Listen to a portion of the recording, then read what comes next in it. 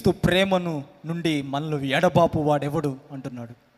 ఈరోజు ఆదాము ఏదైతే సహవాసాన్ని కోల్పోయాడో, దేవుని ఆత్మకి ఆదాము ఆత్మకి మధ్య ఏ విధంగా సహవాసం తెగిపోయిందో, అదే యొక్క సహవాసాన్ని మరలా దేవుడితో మనల్ని యేసయ్య కలిపాడు. ఆమేన్, హల్లెలూయా.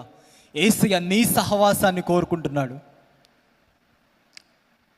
నీ కోసమే ఆయన సిలువలో, నా కోసం మాత్రమే ఆయన సిలువలో మరణించాడు, నీ కోసం ప్రాణం పెట్టాడు.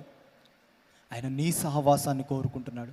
సృష్టికర్త అయిన యేసయ్య ఈ భూమి మీద ఒక పాదపీఠంగా ఉన్న భూమి మీదకి వచ్చాడు, నీతో సహవాసాన్ని కోరుకుంటున్నాడు. నువ్వు ఎవరి సహవాసాన్ని కోరుకుంటున్నావు? ఎవరితో సహవాసం చేస్తున్నావు? ఎవరితో నీ ఫోన్ కాన్వర్జేషన్స్ ఎక్కువ ఉంటున్నాయి? ఎవరితో నువ్వు చాటింగ్ ఎక్కువ చేస్తున్నావు?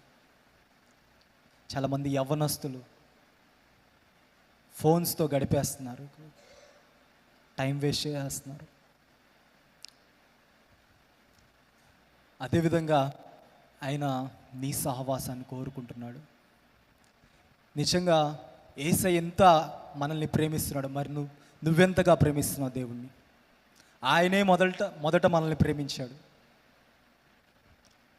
మనం